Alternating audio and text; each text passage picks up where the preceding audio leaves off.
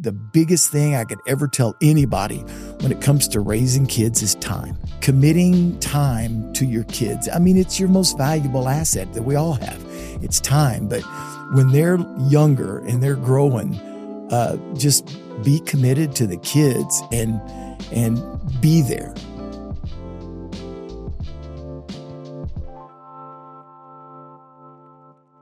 Welcome back to Case Studies. I'm here with one of my heroes, one of the people I look up to the most, my father-in-law, Brent O'Neal. And I've thought about doing this podcast for a long time, even from the very get-go when I did it. And the reason is just you have such a beautiful story, and my personal life has been so blessed by you raising amazing kids, and specifically your daughter, who I got to marry. And so, yeah, I just wanted to have a chance to go back to the roots and ask you some questions that I've never asked you, and talk about some things we've never talked about before. And so thanks for coming on. No problem. It's all, always available, whatever you need, man. Yeah, I see you got the Texas shirt on, Texas pride. That's always been you. Got to represent. Yep. Well, the only thing I'm not wearing is an Astros hat. But. So I was going to say, yeah. So talk to me about growing up, because Houston has kind of been life your entire life. I know, grew up there, kind of the boom and bust. That city is such a unique city, and it's gone through so many cycles. The oil is just a boom and bust cycle, but now it's one of the biggest cities in the country, and but you've seen all of it. You've kind of witnessed all of it growing up. Yeah, it's it used to be so tied to the oil industry, but not as much now. It's way more diversified than it used to be. But, when I was younger, there was less than 1 million people lived in the whole Houston area. I mean, you didn't even have a freeway that went through town. You had to stop, drive through every street, and catch the other freeway on the north side to even go out on the other side of town. And I remember they made a big deal about Houston when we hit 900,000 people. And, now there's 8-9 million people. It's kind of crazy to think about the growth that you get to have, that I've gotten to see. It's just exploded. And just still, I mean, it's not stopping. No, it is. It's booming. It just keeps going further and further and further out. We live on the north side of Houston in the Woodlands, and basically, when I was doing deliveries, when I was during high school, during the summer, I remember seeing the Woodlands when it was built, and it was so far out of town. I-45 was like 2 lanes out there. Of course, now it's a freeway. It's a downtown. There's 150,000 people live just in the Woodlands. It's crazy. And I remember it was just so far out. I used to think, how could anyone live this far out of town? And now people consider it downtown. That's kind of downtown now. Yeah, it's crazy. And talk to me about growing up in Texas. What was it like? So it was you and Mark, you one other brother. Your parents were workaholics. Oh, yeah. I mean, they absolutely busted it from a work standpoint, and were wealthy. I remember when I married Chelsea, Papa and Norma, they'd done well for themselves. You growing up, they were working all the time. Yeah, when we were little, I remember doing stuff like Christmas Eve. We would be at my parents' drugstore because they sold gifts and things like that. We'd be there till 11 o'clock at night. Mark would be there. I'd be working. Mom would be wrapping gifts, and I'd be making the bows and all the ribbons. And I mean, from like when I was like 9 years old, I mean, we would be there till 11, 12 o'clock at night. Then we'd go home, and then we'd open presents on Christmas Eve. And that just kind of seemed like Christmas. They were there all the time. They just worked, and they loved working. I mean, they worked together, and ironically, I ended up working with Brenda, and it's kind of the same thing, but they loved working, and they loved to, my mom used to say all the time, she goes, we don't take vacations. We just like to make money. Extremely industrious. Yeah, very much so. And it kind of went from 1 to 3. I mean, they ended up having multiple pharmacists, didn't they? They had for a while, and then they ended up with just one. And the Tanglewood Pharmacy, which is over by the Galleria, it ended up being one of the top 5 independent drugstores in the whole country. Wow! And all 5 of them, all the top 5 in the nation, were within 10 miles of each other, right around there in the Galleria area. So it was pretty interesting to watch. they all kind of competed, and they were all right there. Yeah. And then you went to the University of Houston. Correct. Yeah. And we're always super adventurous. I remember you telling me stories about skiing and how skiing was just like so important to you. You're on the ski team there, the water skiing team, like what were those things, your golf, now you're a golf addict, but growing up, never had any interest in it. A lot of kind of the traditional sports, they didn't get you. Yeah. My brother and my dad, they golfed all the time. And, they would drop me off of the barn because I would just hang out riding horses and doing stuff with horses. And so I used to do that growing up, and then got into water skiing when I was about probably 13, 14 years old. Just loved it, did it. And got to where just somehow got hooked into ski jumping, and just, if I'm flying, I'm having fun. And it was like, the further you could go, the more you could spend time in the air. It's like, it was. You loved it. I just absolutely lived for it. And skied for the University of Houston. And I was mediocre at best at slalom, and even less so at trick skiing. But if we could fly, jump, man, I was all over it, man. And it was so much fun. And used to do that for a job. I guess what you probably back in those days probably weren't supposed to do that, because technically you would have been a professional, I guess. But skied for the University of Houston, and then I'd do that. And in the summer I would ski at Astroworld. We'd do ski shows. Astroworld was kind of like Six Flags or Disney World type of thing. And I'd go to college in the morning and go there and do shows in the afternoon. And then we do tournaments on the weekends. And man, that's all I did was just ski jump, because I thought it was, and I would do it today if I could. You loved it. You still love it. I still would do it. Yeah. And talk to me about when you met Brenda and what that was like and what the first impression was. So like anybody who knows Brenda, like she is a force for good and a force for God. I mean, she is a powerhouse woman, and she has an orbit. And she kind of always has. Just anything that touches her gets better. She really is kind of one of the most special humans that I've ever met. She's beautiful, like visibly beautiful. Anybody who sees Brenda, I remember the first time I saw Brenda, I was like, holy smokes, how lucky am I that that's Chelsea's mom, because Chelsea's going to be, I think Chelsea's beautiful, but her mom is beautiful. And so she's going to be beautiful for a long time. But she's beautiful inside and out. She's just, but you met her when she was like, what, 18? No, it was kind of weird. I was, I'd laid out of school. I was in pharmacy school at first, and I decided to change majors and get a degree in finance. And so I said, I'm going to lay out a semester and go work at a bank or something to find out if I really like this finance that I think I wanted to do. And probably like a lot of guys, I was not really, I'd been dating a girl for years and years, like 4 years, and ever since high school, broke up. And I'm like, I don't want to date anybody. I want to get out of school, and I want to go up to Colorado or Utah or somewhere and ski one winter and just ski my butt off, and, and just go to Europe and bicycle across Europe, kind of like what guys think about. But you were like adventurous. Like you wanted to go like experience the world. Yeah. I wanted to do all that and then worry about settling down. So I met Brenda, and she was, we got fingerprinted together, because when you go to a bank, you got to get bonded and fingerprinted. So all the guys in the office or in this branch that we were working, they were like, oh man, they got all these girls that work over at the West Gray branch. And they were all like, oh man, that Brenda, she is so hot. I was, so I asked her out just so I could tell the other guys I was taking her out. But, so we went out, and she was leaving in 3 months, going back to Florida. I thought, oh, this is perfect. I mean, she's going to be gone in 3 months. We can just not even worry about it. I don't have to worry about it if I like her or not or whatever, because she's out of here in 3 months, and I can get back to my plan of just going and having fun. And so we did, and we dated for 3 or 4 months. And her birthday's on June 21st. And so I never asked her how old she was, because you're supposed to be 19 to be able to work at a bank. And so we'd been dating about 2 or 3 months. And I said, well, how old are you?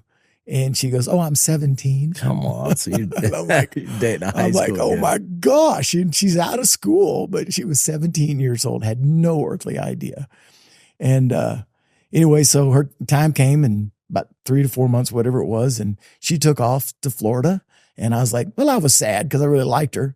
But that was the plan. So I was going to get back to doing what I was going to do. And about 3 weeks after she left, I was sitting at work and she just walked in one day and said, hey, you want to go to lunch? And I'm like, I was shocked. She was back in town and the rest is kind of history. And, about, I guess, I don't know, 4 or 5 months after that, she asked me to marry her. So were you just smitten from day one? Like, were you just always so into Brenda?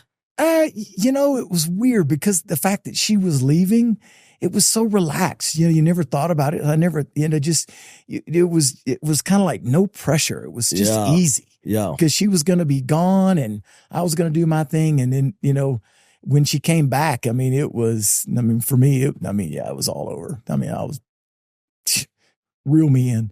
So you guys get married, young married couple. You were young. She was really young. And kind of you were going to go into kind of work on like in finance. Yeah. Well, I actually wanted to be a stockbroker. Yeah. Which is what I did. And went in, started doing that and did that for about 9.5 years. And it's kind of interesting. For the first 3 years of doing that, I used to say I would have done it for free. You loved it. Oh my gosh. I'm like, I can't believe I get paid to do this. I would have done it for free. The weekend would come and I couldn't wait for Monday to get there so I could get back to work. What do you think it was? What was the high? Was it just like the chase? Was it the challenge of like creating something out of thin air? Was it the sales? Like, what was it that you loved? It probably a little bit of all of it. I love the sales part of it. I've always enjoyed that. It was the game, just getting after it. And it was great. I remember, when I first got back from New York and had my Series 7 and passed all that, the branch manager, if you go back before that, when I started going interviewing, I just wanted to get to work somewhere in a brokerage firm while I was going to college because I, wanted to, get that inroad going. And I remember no one, I'll do anything, whatever, didn't matter. Just let me get a job. And one guy goes, well, you're here to be a cold caller? And I was like, yeah, I had no idea what that was. Yeah. Didn't even know what it was. I said, yeah.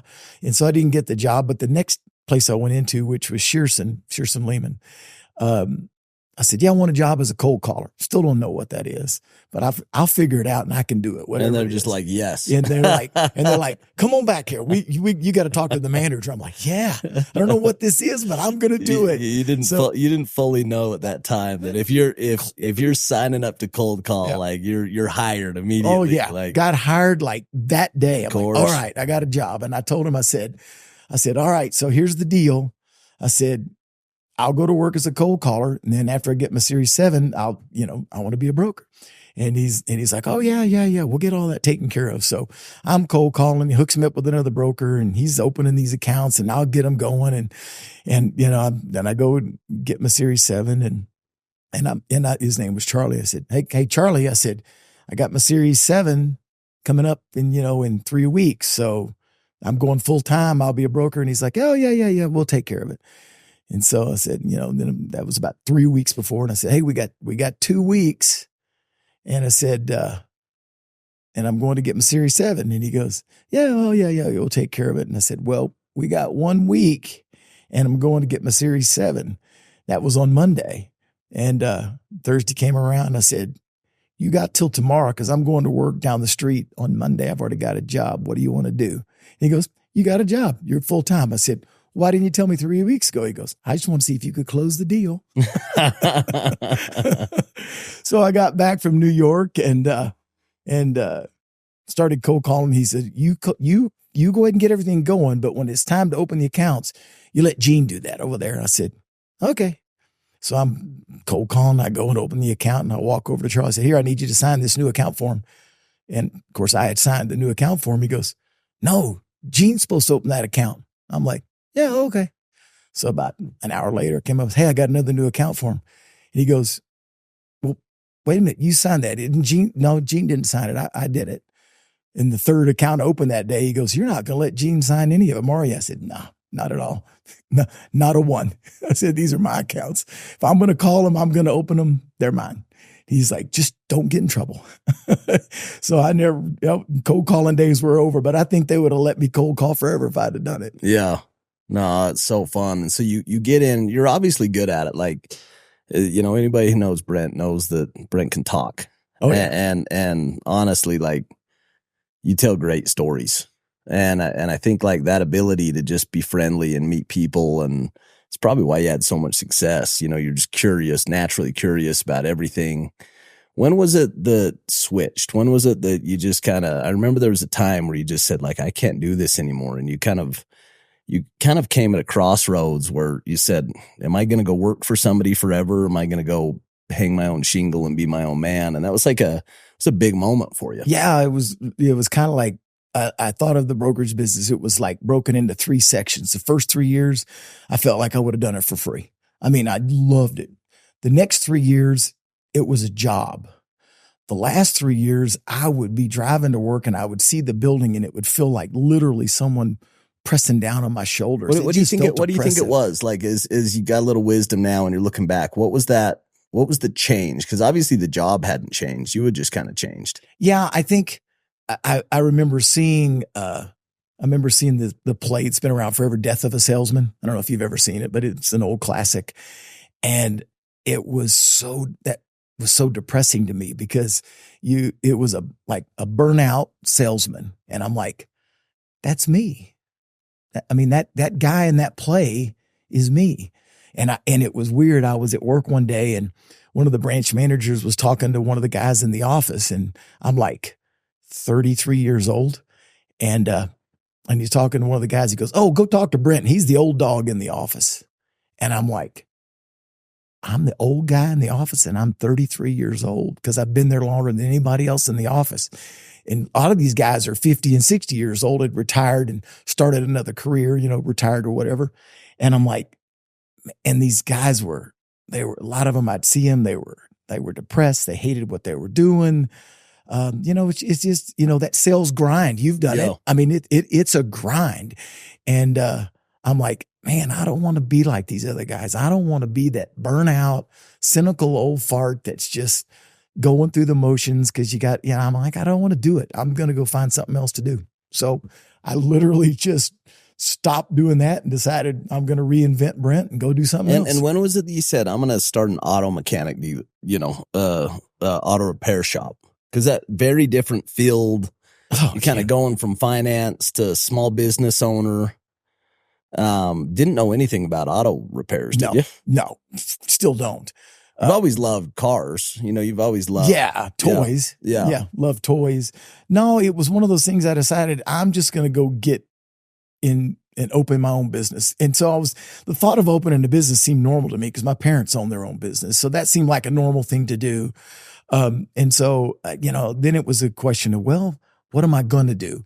And I met this one, I kind of put my dad in contact with a guy, and he was building an auto repair shop for the guy. So I got to know him and I kind of brokered the deal between the two of them. And I'm like, well, man, Todd's pretty successful doing that. Well, if he can do it, I can do it. I had no clue what I was doing, but I can go run a business. Yeah. I don't. To this day, I couldn't tell you how to fix cars. I don't want to fix cars. You never learned it. It was always just, you needed a vehicle. You needed a business that you could go operate. Yeah, exactly. And, I mean, if I've got my head under the hood of a car, it's like, there's bad news. There's something bad going on at the shop because I'm not supposed to be under there. And to this day, I could tell you if someone delivered a part, I can open up the box. I could tell you what it is. I could tell you what it does, but don't ask me to put it on the car. Yeah. I have no idea where it goes. Yeah. And so you just jumped in, started your first shop. Yep. And it went well, right? Yeah, it did fine. I mean, it was like anything. You went through growing pains.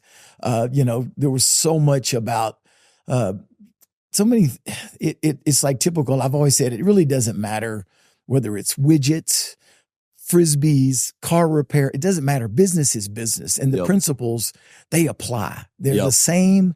They're universal. They're like truths. They are what they are. And, you have to treat people the right way. You got to treat employees the right way. You got, all those things that you have to do. Yep. It doesn't really matter what you do. And that was kind of my viewpoint. If I could take care of that side of it, take care of the customers and just be honest, which, let's face it, everybody's been to a car repair shop that's tried to rip them off. Yep. Because there's such an opportunity to do it. If you could just be honest with people, I felt like it would turn out. It was interesting. Everyone told me when I got in the business, they were like, never open an auto repair where you live. And I was like, what do you mean? They said, no. You don't want to ever live around where your shop is. And I'm like, why? And they said, because you have to see those people on Saturday night at a restaurant. And man, when they're all pissed off, you don't want to see them. And I'm like, no, I want my shop where I live, because those people, if I take care of them, they're not going to be mad at me. They're not going to be upset. To your nature. Yeah. I'm like, no. And, to this day, I see people at restaurant and they're, hey, Brent, how you doing? And how you been? I'll be out walking. Oh, hey, we love your shop. I won't even know that I've even seen, that they've been in or whatever, but they know me and they come to the shop. We love your shop. Yeah, we come there and they think it's great. So, kind of a little different than what most people do in that industry. But I felt like if you could do that, you could be successful. Talk to me about raising kids and like as you look back, your kids are grown, they have their kids. What's the secret to being a good dad? What did you learn? What were the mistakes you made? But also like, what did you do right? Because you obviously did something right because you have really amazing kids. Sometimes I don't feel like I did a lot right. But because you always think about the things you could have done. I think, and as I've told you many times, I think the biggest thing I could ever tell anybody when it comes to raising kids is time, and committing time to your kids. I mean, it's your most valuable asset that we all have. It's time. But when they're younger and they're growing, just be committed to the kids and be there. I mean, just being present. And, it doesn't matter. I can remember a story. Chelsea, played volleyball. So did Brittany. They played a lot. I was always at a game. And I remember there was a big tournament coming up and it was a big one. And the parents of the team were like, are you going to be there? I said, oh yeah, Chelsea will be there. I said, yeah, but are you going to be there? And I was like, oh yeah, I'm planning on being there. Either me or Brenda will be there. I said, and the other parent said, no, we need you to be there. I said, why do you need me to be there? Because Chelsea plays better when you're there. It's just being there. It's not anything that I did, but I was just there for them. Had that one-on-one time, driving in the car, being able to talk and communicate. When I talked to Chelsea, I mean, those times were so pivotal for her. She was always into sports, and you were always the one that kind of helped her into that, whether it was softball or volleyball. And a lot of the driving and a lot of the time and the practices, and that was you. That was always me. You were with her and talking to her, and I think that's probably why she has such a special relationship with you at this point, is just that you guys spent that time in those years that mattered, a lot, that they were very moldable, shapeable. And, she like is a little clone of her mom. Oh, yeah. But I think she reveres you as her dad. And I think the time, like as you're describing the time, you just can't fake it. You can't outsource that. And I know how impactful it was to her. She's 39 and still talks about, how meaningful those car rides were. Yeah. And it's weird because you don't know when you're doing stuff like that, what is impactful, what part of it. And I think, like you said, just driving to Austin or going to Dallas or going to Las Vegas or going wherever you went, the time that you spent together, there's just no way there's no substitute for that. That gives you that one-on-one time with each of the kids going to do their activity. And it was this weekend, it was Brittany's tournament. That weekend it was Chelsea's tournament. Riley's playing baseball over here. And so, yeah, you're doing this. And that's what all parents do. But that time to just spend one-on-one, it's irreplaceable. That's when you can connect, and that's when you can just talk to them. And it doesn't matter what they want to talk about, just whatever they want to talk about. That's what we talk about. Talk to about staying married. You guys, how long have you and Brenda been married now? 40, I don't know, 40 plus, 42 years, maybe 42, 43 years. And I'm sure you've seen countless friends that got divorced and, marriages that didn't work and stuff like that. But you and Brenda have found a way to just kind of be married. And not like when you look at you guys now, you look happier than ever and just love being together. Like you travel together, you just love spending time together, and you can see it, you can feel it. And I've always looked up to people that have great marriages, and it's not what they say. They talk sweet to each other, but there's just a feeling. You guys have always had that. You guys have always had kind of this special relationship. What do you think it is? Like what type of things, habits, rituals, philosophy just made it easy to stay married, or was it easy to stay married? Like, I think it's anybody that's married over time. There are times when it's not easy. There are times when you have to work at a marriage. But I have always, because I'm all, you know me, Casey, I like to have fun, but we always found time, even when our kids were little and busy, that every week there was Brent and Brenda time. So that we stayed connected. When we had my business, Brenda worked at the business, just like my mom worked with my dad, created its own set of problems. But that can go either way, there's some, that can be good and it can be bad. How did you guys make that good? It was challenging, to work together. You are literally together every day at work, but then when you go home, you're still together. I mean, it's like you wake up and you don't leave. You don't go to work and your wife stays home. You go to work and you work together. And then Brenda loved it, right? She did, but you had to learn that balance between this is her job at the business and this is my job. You don't do mine and I won't do yours. And we found those boundaries and worked through that. But it created, it just creates a lot of, probably for Brenda's problem is we'd get home and to be on Friday night or something and be 11 o'clock at night. And she goes, "Hey, for work, do this." And I'm like, "Stop. When I leave it, I'm not talking about it. We can talk about it Monday when we go back to the shop." She couldn't stop. She can't turn it off. Yeah. She would wake up. "I was thinking about it last night and I had this dream and we've got to do this." I'm like, "Stop, stop. Monday, write it down. We'll talk about it Monday. It's the weekend. It's turned off." And after a while, she finally realized he's not going to relent. I will not talk about it till we're back there at the shop. When we come home, we're home. Yeah. When we're at work, let's work. And, it's a challenge, but, you're talking about two individuals and we're different people, but we have a lot of the same things in common. But, I think the biggest thing, I was talking to someone the other day about the same thing. And I said, the biggest thing, Brenda's my friend. I think it's easy to have a lover, but it's not easy to have a lover that's also your friend. And there's nothing better than her and I go play golf. So many guys are like, "I can't believe you're so lucky." And I'm like, yeah, because we go play golf together. Yeah. At least once a week. Her and I are on the golf course and we just spend time, kind of like with the kids, that time when you're just talking and you're just connecting and doing stuff. So I think the biggest thing if I ever told anybody is make your spouse your friend, make your spouse your best friend, because we like to hang out with our friends, but I've seen too many people that are married, their spouse it's different. They're not their best friend, if that makes sense. Yeah. And I don't see but do you think that's connection. Do you think that's just getting lucky?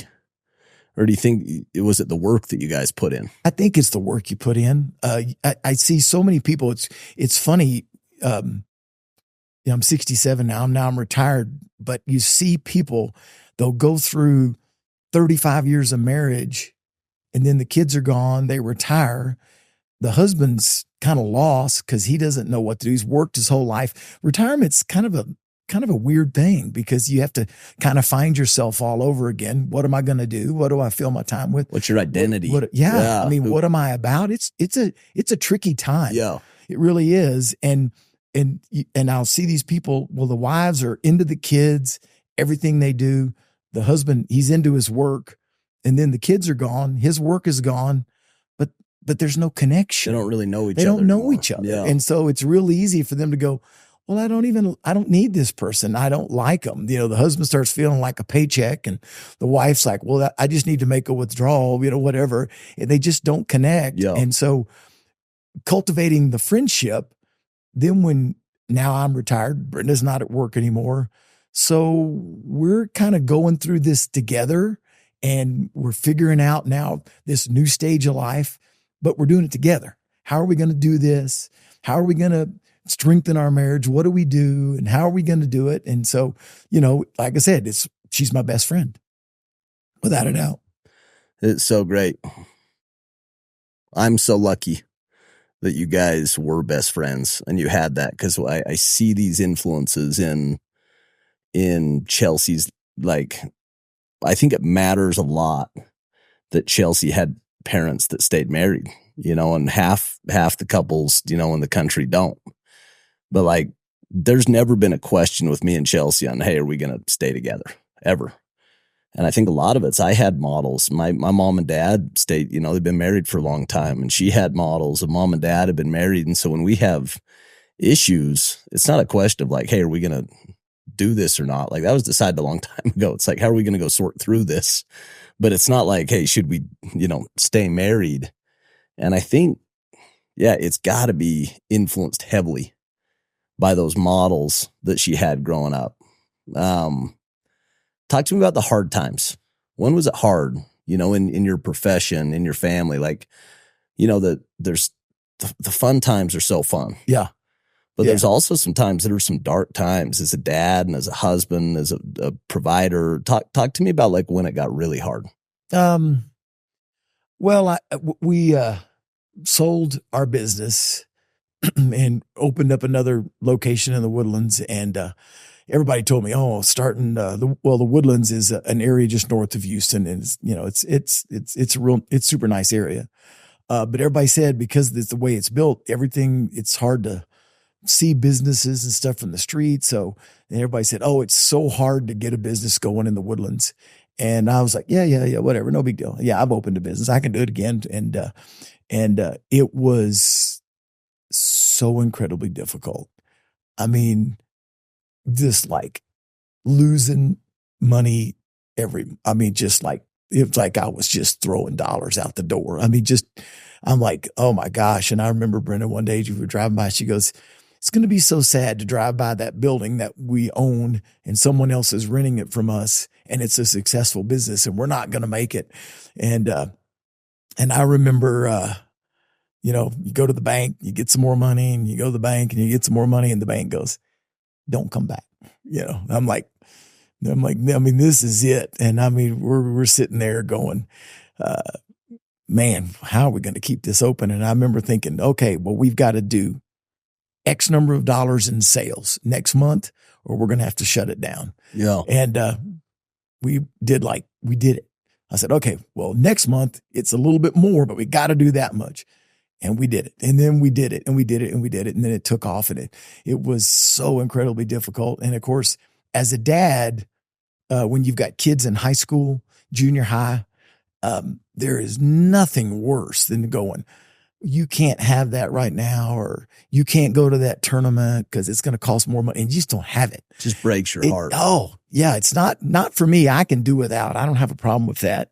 Brenda could do without, but man, to make your kids, I felt like, gosh, I just felt like a dog having to tell my kids, you can't have this or you can't have that.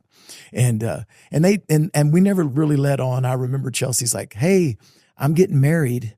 And we're going to get married. You remember the phone call we had, but and I'm like, where are we coming up with this money? Oh my gosh. Had a guy embezzled money from me. And I'm like, I don't know where I'm coming up with the money for a wedding. They're never cheap. And So the guy that embezzled money, I told him if he would pay me what I knew he paid back, I wouldn't press charges. And that was enough just to get the wedding going. So it was hard. And so financial times in any marriage, it's hard because it puts so much stress on. And I guess the other times I would say is hard is kids in high school. When they're struggling. Oh, it can be hard. It's hard. I mean, I wouldn't wish it on anybody. It's tough. Those are hard times because stress on everybody. I can remember, okay, we're going to family counseling. We're all going, and Riley's there playing on the floor, and he doesn't know what's going on.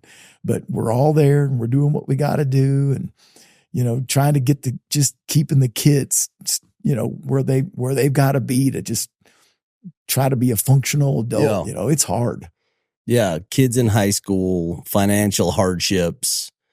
I remember, so I met Chelsea, and, it didn't take us long. It was 6 months, and we were engaged, and, I just kind of fell in love with her pretty fast. She's hard not to love, but I'd never met you guys. And it's so funny looking back now because I'm like, that's so weird. But at that point, it wasn't weird. We were off at school, and you guys lived in Houston, and I was going out to sell for the summer. It was my first summer.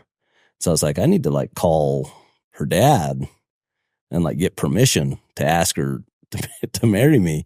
And I still remember I called you up, and before you could answer, the phone went dead. Well, if you remember, you talked. I knew something was going on, obviously. I knew what was going on. And you asked if you could marry Chelsea. And right when I went to answer, my phone went dead. Yeah. You had asked me for my permission, and it went dead. And I'm like, oh, crap. He's going to think I hung up on him. And I'm like, oh, my goodness. And, of course, being the phone dead, I plug it in, but it's not like it comes back on. It's like 5 minutes, 10 minutes before it got enough juice in it before it came back in. I think phones now do a little better, and I'm like, this guy's probably sitting there going, oh my gosh, what's going on? And I was kind of laughing. I've told that story probably 100 times. Everybody thinks it's hilarious. It was crickets. And I remember going down and seeing you guys, and you had a boat, and we didn't grow up with, a boat. And so I was like, man, these guys are killing it. How fun is this? We get to go boating. And so we went boating in the summer, and then came back down, and we had the reception at your house, and I didn't fully grasp how hard work was at that time. And you were kind of right in the peak of it. You had this guy that was kind of a really trusted friend that had stole money from you right when the business was bleeding itself. The business didn't have money to lose, and he stole money from you. And I remember, I think you guys sold a baseball or something. Literally to have to pay for the wedding. Chelsea's great grandpa, he played baseball back, and he pitched against Babe Ruth in a game. And I forget the team he played with. He was out in Arizona back when there's all those different leagues. And so he got Lou Gehrig and Babe Ruth to sign the baseball. And we needed money. Because we got a wedding. I'm not going to tell my daughter, no, you can go and we can have the church building and we can have an ice cream sundae for a reception. I wanted her to have a special wedding, and we sold the ball, and as a way to, and of course it was Brenda's decision because it was her grandpa, not my grandpa. And to this day, she never forgives me for selling the ball. And I'm like, I didn't do it. But she's like, we had a baseball signed by Babe Ruth. And I'm like, we did. I remember that. And I didn't fully, being young, you don't grasp kind of the mantle or the weight of being a dad and being a provider and just that responsibility. And as I've got older, I've thought about that. And I've just, we were golfing last night, and I just told you I loved you. I was sitting there thinking, I was just like, God, I've got so much gratitude for Brent, just been such a rock to me and a mentor to me all the way growing up. Anytime that I'd have kind of a hard thing that I was dealing with work, had my own issues, with people stealing money from me and different things. And you were always just a guy that I could go to. And you always gave me good advice and were always there for me. I never felt judgment from you. I always just felt like you were in my corner and you were cheering for me, and always kind of believed in me that I'd figure it out. And well, I knew you would. Yeah, but I have never like fully told you how much I appreciate that. And it's kind of, get emotional just thinking about it. But, as you get older, we have our own kids. We've got our own kids in high school. And we've had our own, economic booms and busts and ups and downs and, the sleepless nights.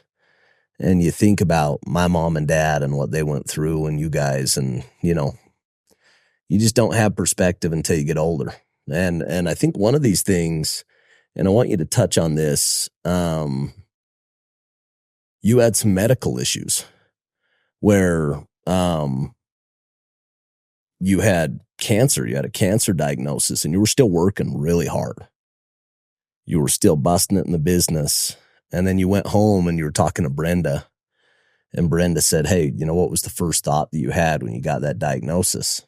Yeah, well, it wasn't the first when I got the diagnosis. It's kind of weird, but when a doctor sits down and goes, well, Mr. O'Neal, you have cancer, and you're like, whoa, kind of, it's a wake up call. Shocks you. Yeah, it's a wake up call. So I had prostate cancer, and so, had my prostate removed, and they're like, okay, go have a great life. You ring the bell at MD Anderson, how they do the thing.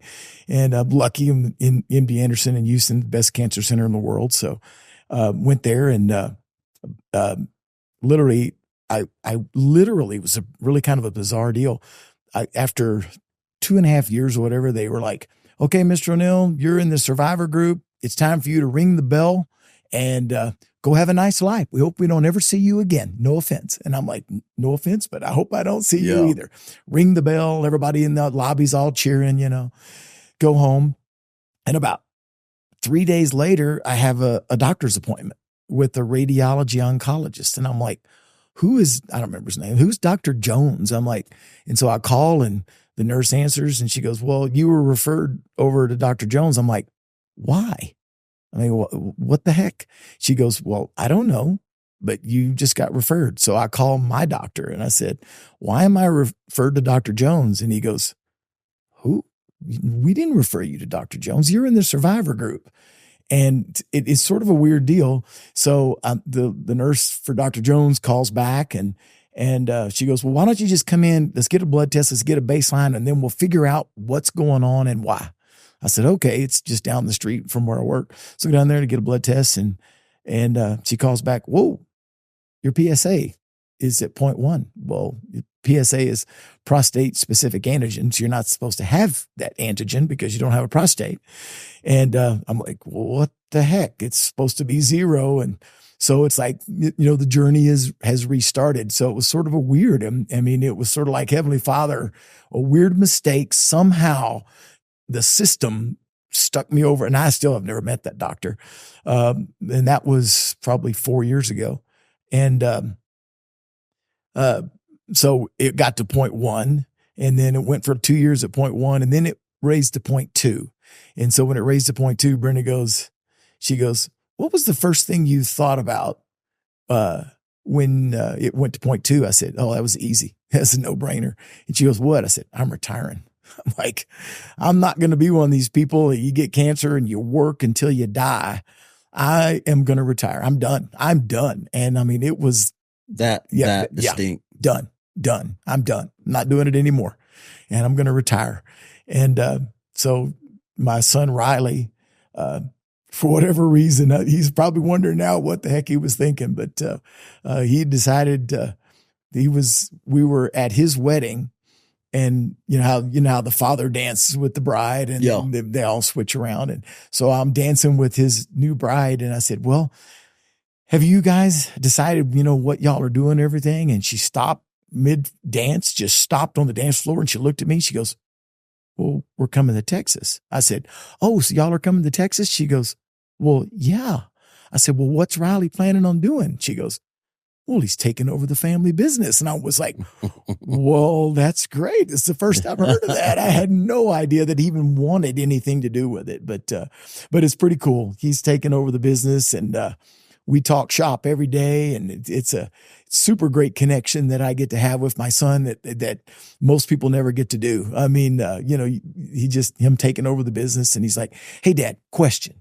What would you do? I did this and I did it this way, but how would you have done it? It's kind of like a business coach. Yeah. And, and so it's great. And, I try to meet with him every week. I just go in, let me look at the numbers. Where are you at? How are you doing this? Make your plan, write it down, have it written down. So when I get here, and just kind of the business principles and how to do that.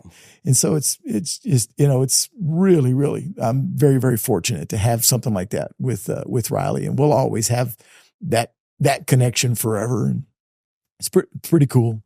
And, so, health is a weird thing though,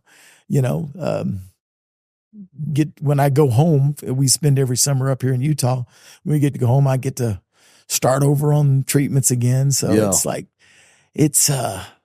I always felt like, after people would talk about being a cancer survivor, and I'm like, no, that's other people that have cancer. I just went in and had surgery, and, you kind of live in denial. And now the thought of going home and for the next 6 months dealing with radiation treatments and all that, it's a bummer. Weighs on you. Yeah. It's a bummer. Yeah. But, I've always felt like, when I remember sitting down and saying a prayer back when finances were back when Chelsea got married, I remember saying, Heavenly Father, whatever it is you want me to learn, all I ask is that I can learn it quick so this can get over. And the other thing I said, please don't ever let me forget what this felt like, so that if anyone in the future ever needs some help or some counseling or what did you do, I'll remember how hard this felt. And I will always be sympathetic, and I will always remember this is tough. Yeah. And be able to maybe help someone in the future. And I kind of feel the same way about the cancer. I've had several people say, Brent, you went through prostate cancer. Guys will come up and ask me, what did you do? And how did you do it? And what did you do with the surgery? And I'm like, this is just one of those things that I can kind of pay it forward to someone else. Whatever I'm going through, I'll be able to tell other people, hey, look, don't worry. You don't have to worry. This is going to be okay. And this is how you do it. And this is how the treatments work. And this might be bad for 3 months, but do this to make it, less hard or whatever. And just kind of hopefully give someone else reason to kind of keep going and not getting depressed, And so, that's what I'll do. What legacy do you want to leave when Father Time's undefeated? So whether it's next year, whether it's 30 years from now, like all of us, the day comes where, you move on to the next chapter. What do you want to be known for? Like when you look back, what do you want people to say? Brent was this, or Brent, what's that legacy that you want to leave behind? I can tell you, I have said this for probably 30 years and it still hasn't changed. I have always said at my funeral, all I want people to say is Brent lived and literally lived his life.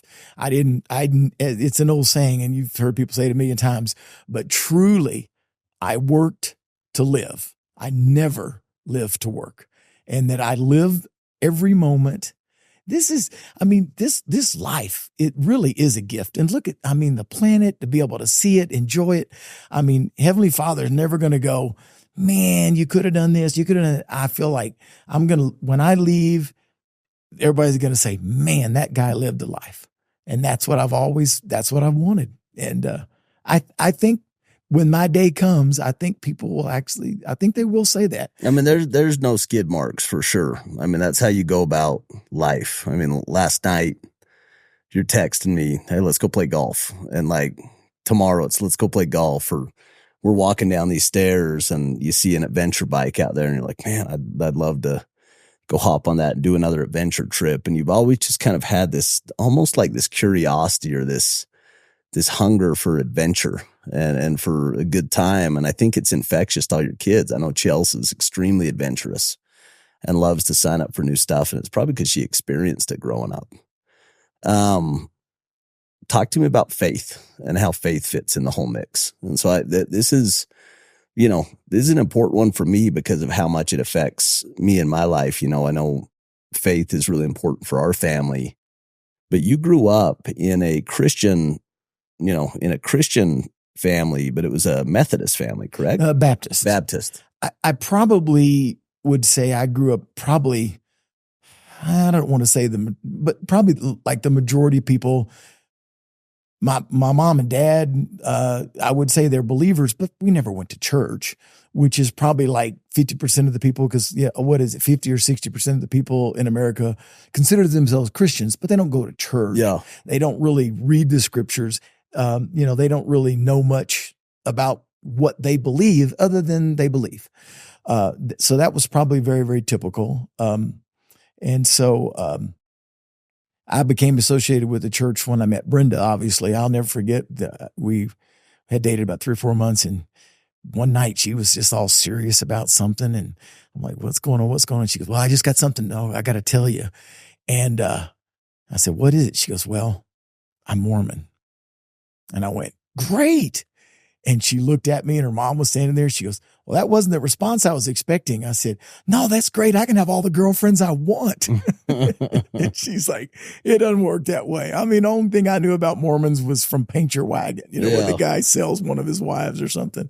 And I knew nothing, but I can truly tell you, when you get older, it's the one thing that's good about when you get older, it's perspective, as you're starting to talk about perspective, and you can look back and truly probably the biggest difference, I can look back, my life would probably be in the crap heap if it wasn't for church. Truly, it's what's helped keep Brenda and I together. I think it's what's helped center our kids. There's that, that core, that why we do what we do, why we are who we are. It's all about church. I'm probably the worst example of as a church member. I'm terrible. I got a foul mouth, and I work around guys that are in a mechanic shop, and every other word's a cuss word, and I don't even notice because I hear it all the time. And but yeah, it is, I've been blessed with some incredibly unique experiences to where God has let me know that he is there and he is in my life personally. Like I told you last night, we're playing golf. We must have been really, really good buddies in the previous existence, because he has blessed me way more than I even come close to deserving. So I must have done something before I came here, because he has blessed me more than I could ever repay what he's given to me. But even knowing that, I'm still such a crappy example. But, we keep trying and keep pushing and keep trying. That's all we can do. But it's important to you. It's kind of everything, really. It's, I didn't think, when I was younger, I don't think I would ever say this, but it's who I am. And that's not going to change. And, it's kind of burnt in. I know, Heavenly Father's been, I talked to Chelsea, I guess it was about 2 months ago. We went on the open house to the temple, with one of the temples that were opening. And we were there, and I told her a couple of experiences that I had happened when I was in the temple. And Chelsea goes, Dad, I've just never had that kind of experience, that was that, like almost life changing in the temple. And I said, well, you will, maybe you won't, but it doesn't matter. Just be receptive. Yeah. About 3 months later, she calls me like, a month ago, and she's like almost in tears. And she's told me about this experience she had in the temple. And I said, I told you, Heavenly Father was listening. You wanted to have an experience like that. And now you have. The only thing I could tell you is don't ever forget it. Press save in the memory button. Don't ever forget it, because Heavenly Father was, blessed you with that. just save it, savor it. Know that it's one of those things that just will burn in and make your testimony that much stronger, and just don't ever forget it. Because if you're fortunate enough to have those kind of experiences, realize it for what it is. It's just God speaking to you personally, and just know it, and it can make a difference in your life. It's, you can always go back when something's hard going on or whatever. It's always there, and it becomes who you are. Yeah. Yeah. When I think about our life, I think about my parents, and I think about Chelsea's parents, and I think about going to church kind of begrudgingly growing up, not really wanting to be there, but it was just what the family did. Has that really changed that much? Sometimes I still feel that way. But it's like, I value it today, and I didn't value it then. Like, I value that my kids see me getting up, getting ready, and going and worshiping and being with my community and serving and finding people that are in need, and figuring out ways to pray for them and fast for them and serve for them. And I value that my kids see me and Chelsea, on our knees praying, and that we pray for people as a family and pray for each other. We were the recipients of habits and rituals and examples of really good parents, and just can't thank you enough. I've loved spending some time with you, talking about your journey, talking about your experience. You know how much I care about you. And I hope the health stuff goes good forever, and that, we're 30 or 40 years down the road and we're still playing golf. But what I do know is, regardless of the time, when the time's up, that legacy that you're talking about, like, you live in your life, like, from the day that I've met you, it's all green lights all the time. I'll go, and it's infectious. It kind of pulls everybody along, even when their energy is not there. And so anyway, I love you, brother, and thanks for coming in. Hey, I love you too. And it's been a pleasure.